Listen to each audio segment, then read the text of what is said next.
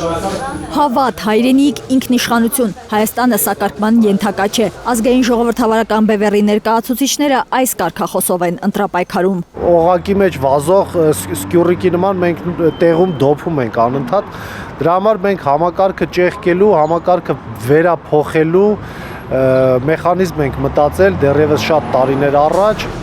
Իշխանության գալու դեպքում առաջին բանը, որ անելու է ազգային ժողովրդավարական բևեռը, ժամանակավոր կառավարություն ստեղծելն է։ Այդ ժամանակավոր կառավարության գործը նախ եւ առաջ անցումային արդարադատությունը պետք է լինի։ Հստակ նշել ենք, որ մեր քաղաքական գնահատականը պետք է սկսվի նաեւ 1920 թվականից հետո, որովհետեւ առաջին հանրապետության իրավահաջորդությունը սա հիմնակարային դրույթ է մեր քաղաքական ուժի համար։ Վերջ զիջումներին գրված է ազգային ժողովրդավարական բևեռ կուսակցության նախընտրական բուկլետներում։ Քաղաքական այս ուժի ներկայացուցիչներն ուզում են, որ Հայաստանը Ռուսաստանի հետ հարաբերվի հավասարը հավասարի իրավունքով, դառնա Միացյալ Նահանգների ռազմավարական դաշնակիցը, խորացնի գործընկերությունը Հնդկաստանի եւ Իրանի հետ։ Թուրքիայի հետ բևեռի համոզման պետք է բացառվի որևէ զիջում։ Հարաբերությունները պետք է կարգավորվեն բացառապես միջազգային իրավունքի հիմքով։ Պետք է ապահովվի արցախցիների անվտանգ վերադարձը Արցախ։ Պետք է տրվի Արցախի էթնիկ զտման իրավական գնահատականը, պնդում են ազգային ժողովրդավարական բևեռի ներկայացուցիչները։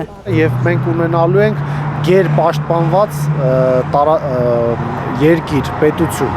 Եվ ծանրությունը չի ընկնելու 18 տարեկան երիտասարդների վրա սահմանում կանգնած եւ